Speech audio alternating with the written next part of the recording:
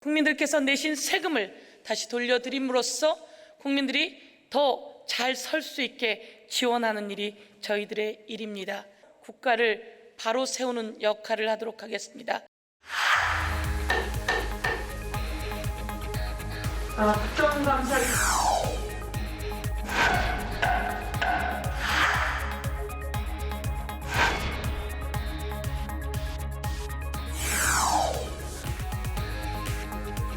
향후에 이제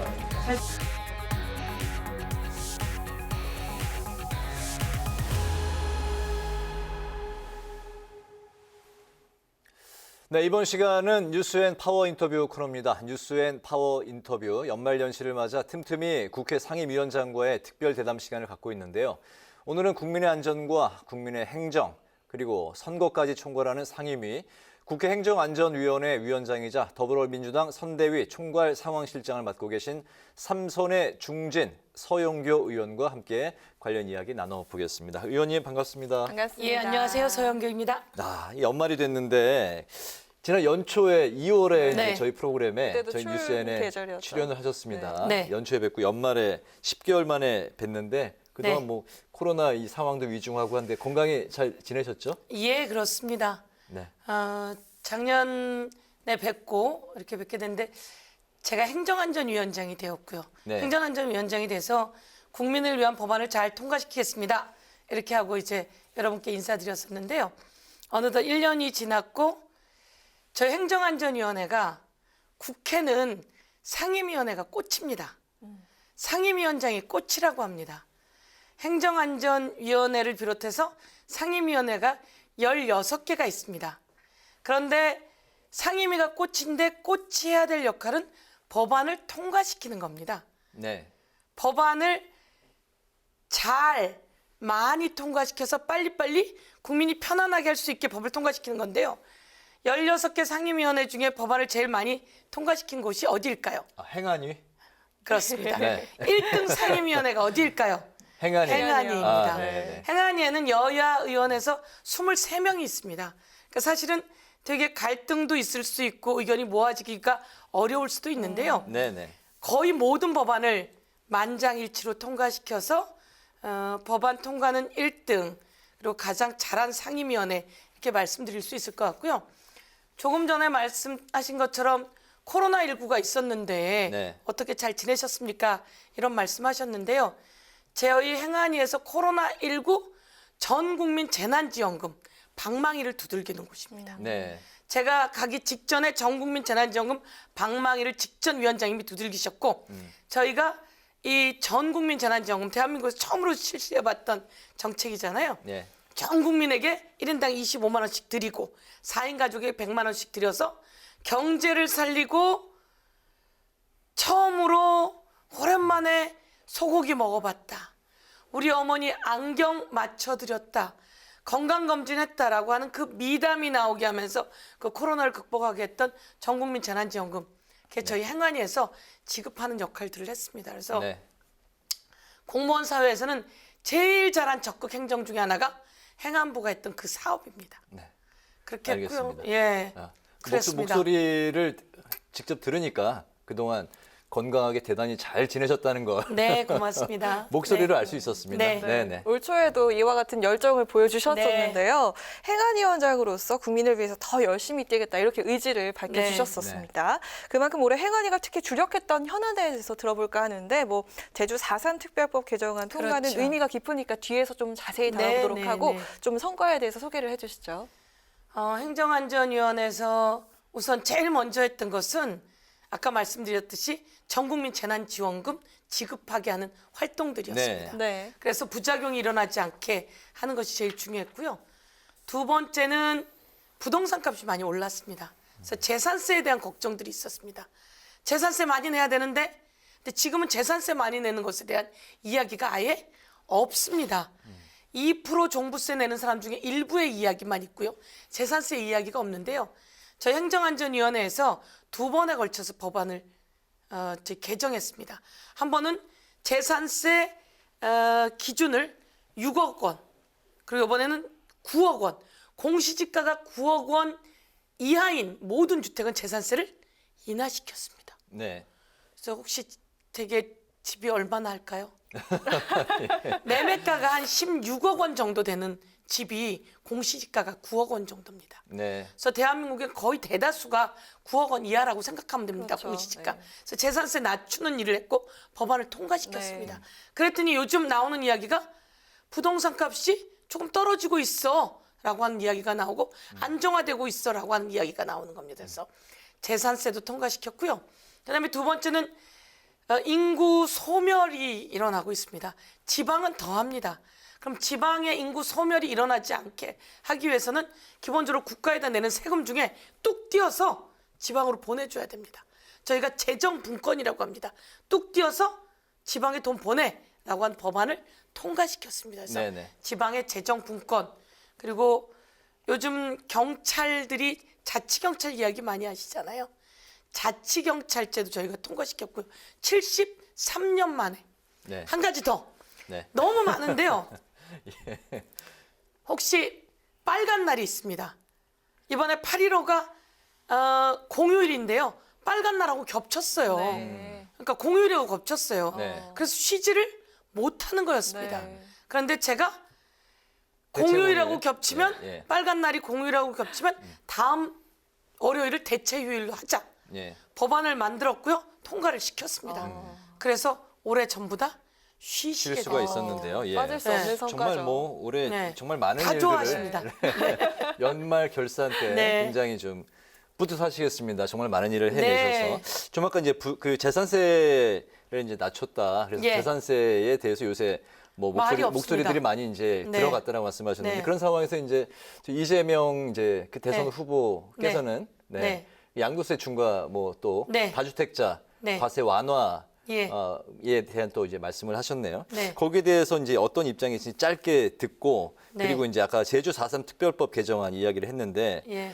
이게 이제 보상 지급 기준 보완 입법까지 이제 본회의를 이제 통과하지 끝냈습니다. 않았습니까? 네. 네. 굉장히 그 사건 발생 73년 네. 법 제정 21년 만의 네. 일이라 이 성과와 의미를 네. 굉장히 이제 뭐 그 말씀을 많이 좀 하실 것 같은데요. 그 부분을 중점적으로 말씀하시고 제 그 질문 앞부분도 같이 네, 곁들여서 예. 말씀하시면 좋을 것 같습니다. 이재명 후보께서 잘하고 계십니다. 현장에 답이 있다. 민생은 현장에 답이 있다. 민생 현장을 다니고 있는 겁니다. 네. 그래서 민생 현장에서 그리고 경기도지사를 하셨고 성남시장을 했기 때문에 현장을 다녀본 거죠. 저희도 재산세를 인하하면 부동산 값이 더 오를 거다. 이게 정부가 했던 얘기예요. 그런데 안 됩니다. 부동산 값이 공시지가가 많이 올랐으니 가만히 있다 올랐는데 그럼 내가 재산세를 많이 내면 국민이 힘듭니다. 재산세의 기준을 9억 원으로 해서 낮춥시다 라고 했더니 낮아가고 지금은 부동산 값이 내려가고 있는 상황입니다. 마찬가지로 다가구 여러 가지 다주택자, 1인 다주택자가 있습니다. 이 다주택자가 부자가 또 부동산을 투기해서 아파트를 투기하고 비싼 것들을 다주택하는 사람들은 저는 철퇴를 가야 된다고 생각합니다. 그런데 그렇지 않고 작은 집이 2개 있었고 이 집을 세를 주고 그 세를 받아서 생활하는 어른들도 계십니다. 작고 비싸지 않은 집. 그런데 이게 이제 그래도 내가 팔으려고 해. 근데 팔지 못했던 분들이 계세요. 근데 이분들이 양도세 중과를 그 유예 기간이 짧았기 때문에 못 판 경우가 있습니다. 네. 그럼 현실적으로 집을 내놓게 하려면 그분들에게 시간을 더 드려야 된다. 그래서 이게 그 뭐 집값을 올리게 하는 시그널이 되지는 않을 겁니다. 그래서 작은 집들, 서민들의 이야기 이렇게 되는 거고요.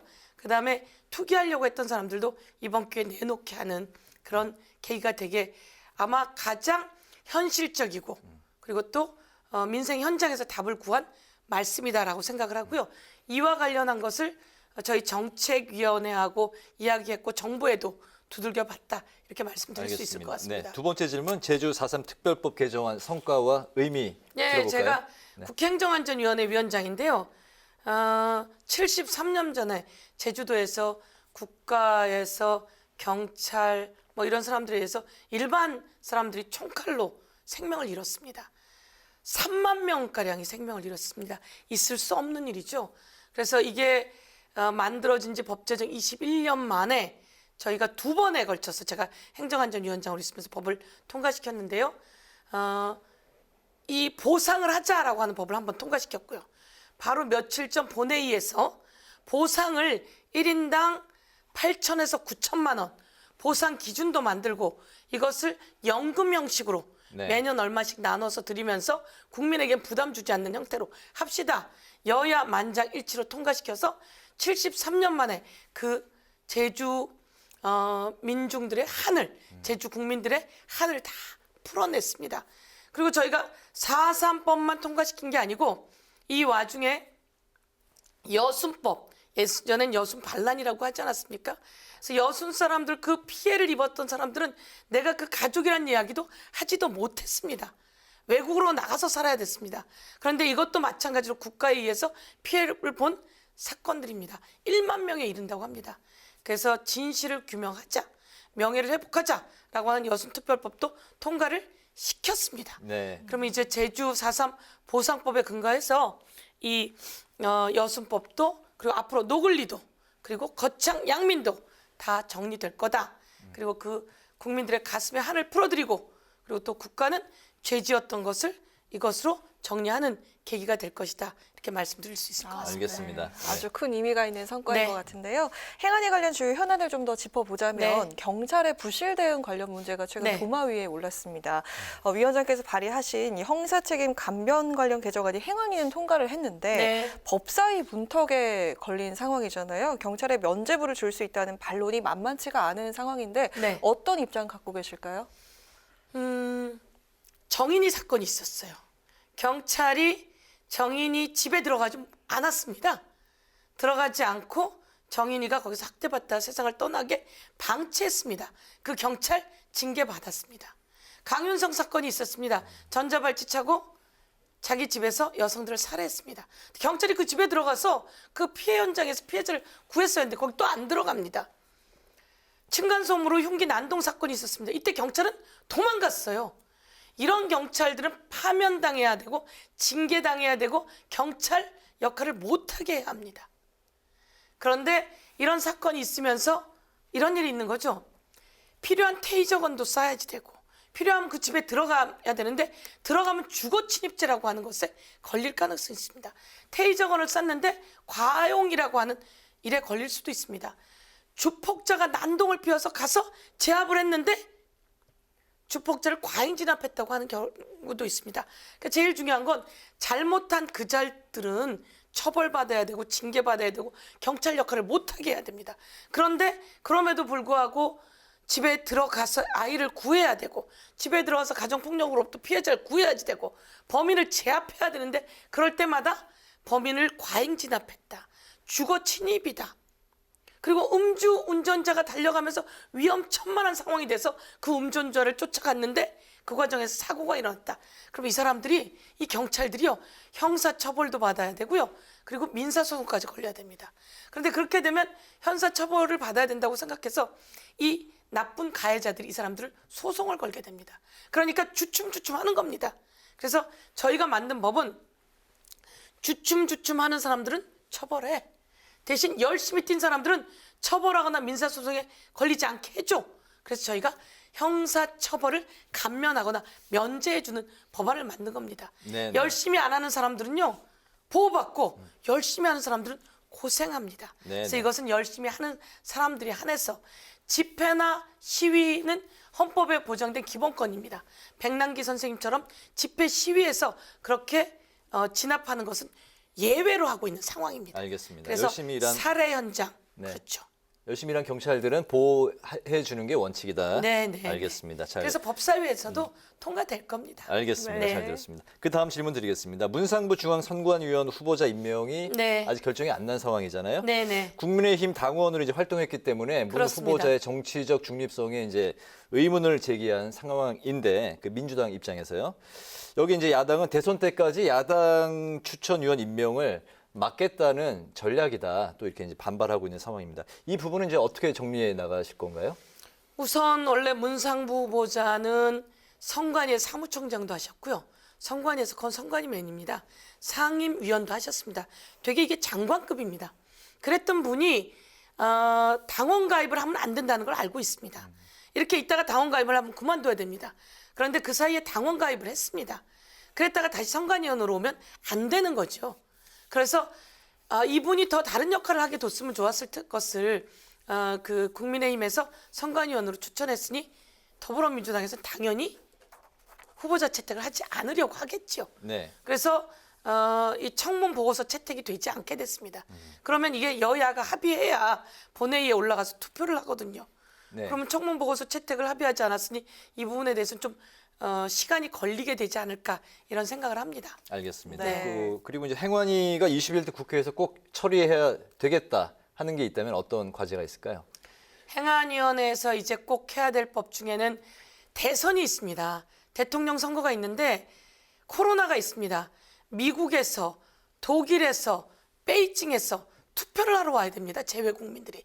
재외 국민 유권자가 260만 명 정도 됩니다. 네. 이 260만 명은요. 인천의 유권자하고 맞먹는 숫자입니다. 260만 명이나 되는 재외 국민은 미국으로 출장 간 사람, 미국으로 유학 간 우리 국민들입니다. 그들이 투표권이 있어야 되는데 지금 투표를 할 수가 없습니다. 네. 코로나라든지 너무 멀어서. 네. 그래서 우편 투표를 할 수 있게 저희가 우편 투표 법안을 발의했습니다. 송영길, 이준석 두 당대표가 합의도 했고 그런데 무슨 일인지 야당의 김기현 원내대표가 이것을 올리지 말라고 합니다. 우편 투표해야 되잖아요. 대선 다음 지방선거에 그 투표를 하는 게 기본이잖아요. 그래서 제일 중요한 건 이 행정안전위원회에서 재외국민 우편투표제 관련한 법안 통과시켜야 된다. 이게 가장 절실한 법안이고요. 두 번째는 자꾸 인구가 소멸합니다. 지방이 없어지기 시작합니다. 그래서 저희가 지방 소멸 방지 대응법 저도 대표 발의했고요. 정부도 대표 발의했습니다. 이제 같이 합의하면 통과됩니다. 인구가 소멸하는 곳에 인구가 소멸하지 않도록 예산 그리고 모든 방편들을 지원하는 거죠. 네. 그쪽으로 병원이 내려가면 특례와 특혜도 주는 겁니다. 알겠습니다. 네. 여성 의원으로는 또 처음으로 민주당 선대위 총괄 상황실장을 맡게 되셨습니다. 네, 네, 네. 또 그 전에는 여성 본부장 직함을 또 달고 계시기도 네. 했죠. 젊은 여성층을 또 잡는 게 또 중점일 텐데 무엇으로 또 구상을 하고 계신지 궁금합니다. 이재명 후보와 윤석열 후보가 있는데요. 두 분 다 그 여성 호감도에서 그래도 이재명 후보가 높습니다. 윤석열 후보가 이재명 후보보다 여성에 대한 호감도가 훨씬 더 낮습니다. 이재명 후보가 왜 낮은지는 쩍벌, 도리도리, 그리고 뭐 그 가족들에 대한 불법 여러 가지도 되게 많은 것 같습니다. 그래서 제가 이제 총괄 선대위원장으로 이재명 후보가 여성이 주체적으로 좀 중심이 돼서 해주십시오 이렇게 요청하게 된 거잖아요. 그래서 제가 총괄 선대본부장이 돼서 제가 아까 말씀드렸듯이 저는 정인이 보호 3법을 만들었고 구하라법을 만들었고 경찰들이 안전하게 여성과 아이들을 보호하는 세상을 만들고 싶습니다. 이런 것을 위해서 이재명 후보가 힘을 실어주시는 겁니다. 그래서 그 여성분들이 아이들과 함께 행복하고 안전한 사회를 만들고 싶고요. 어제 오늘이었던 것 같아요. 윤석열 후보, 이준석 대표 뭐 그쪽 당에서 성폭력 불법 영상물을 방지하는 N번방 방지법을 저희가 만들어서 불법 영상물이 오픈 채팅방에서 이렇게 막 유포되는 것을 막는 법을 만들었는데 그게 과잉이라며 편지 봉투를 뜯어보는 거라며 다시 재개정하겠다는 거예요. 그런 것들을 방치하는 그런 사람들에 대해서 저희가 단호하게 싸우고 그러면서 여성들을 그 불법 영상물, 나쁜 조폭들, 가정폭력법 이런 데로부터 보호하고 아이들과 여성이 행복한 세상을 이재명 후보와 만들어 가겠다 이런 생각을 하고 있습니다. 네, 네. 그래서 네. 여성분들의 지지를 끌어내겠다. 제가 앞장서겠다. 네. 예. 여성과 함께 이재명 열심히 하겠다 이렇게 말씀드리겠습니다. 네, 그럼 알겠습니다. 마지막으로 이 네. 앞으로 계획과 함께 또 필승 전략 들어볼까 하는데요. 민주당 선대위 총괄 상황 실장으로서의 대선 필승 전략 한마디 들어보도록 하겠습니다. 예, 우선 대선 필승 전략은 후보의 차이입니다. 현장에서 컸고 현장에 표를 얻어서 성남시장 그리고 경기도지사 선출직으로 올라온 사람. 임명직으로 검사 역할을 하면서 누군가를 잡아넣기만 하던 사람, 누군가를 잠재적 범죄자로 보면서 하던 사람과는 우선 우리의 필승 전략은 후보가 다르다입니다. 네. 후보가 다르다. 그리고 후보가 민생, 서민, 그리고 일을 가장 잘하는 사람이다. 그래서 그리고 이쪽 윤석열 후보는 그 뭐 정책을 내놔도 아까 말씀하신 것처럼 김종인 후보하고 엇박자나고 다른 사람하고 엇박자나고 그리고 제대로 말도 잘 안 하고 그쪽엔 너무 말들도 많아서 하나로 스피커가 모아지지도 않는 상태입니다. 이재명 후보는 스마트한 선대위를 통해서 정책, 정부 다 모아나가면서 의견을 만들어 나가는데요. 1. 후보가 다르다. 2. 후보가 현장에서 컸다. 3. 후보가 지지를 받고 있다. 그리고 후보가 따뜻하다. 그리고 후보가 일을 잘한다. 그리고 후보를 뒷받침해주는 많은 사람들이 후보에게 힘을 실어주면서 후보가 이제 정치 교체를 이뤄내게 될 것이다. 이렇게 말씀드리겠습니다. 알겠습니다. 뭐 12시까지도 뭐 하실 말씀이 많으실 것 같은데요. 네. 저희 더 듣고 싶은데 이 시간 관계상 이제 뉴스앤 파워 인터뷰는 이제 여기서 네. 이제 마무리를 해야 될 것 같습니다. 네. 국민 여러분 잘 부탁드리겠습니다. 열심히 하겠습니다. 이재명 국민과 함께 국민을 위해서 국민을 위한 대통령이 되도록 노력하겠습니다. 고맙습니다. 네, 여기까지 네. 듣겠습니다. 오늘 그 뉴스앤 파워 인터뷰에서는 행안위 성과와 대선 필승 전략을 중심으로 지금까지 국회 행정안전위원장이자 더불어민주당 선대위 총괄 상황실장을 맡고 계신 서영교 의원과 함께했습니다. 오늘 에너지 넘치는 말씀 잘 들었습니다. 너무 잘 고맙습니다. 들었습니다. 고맙습니다.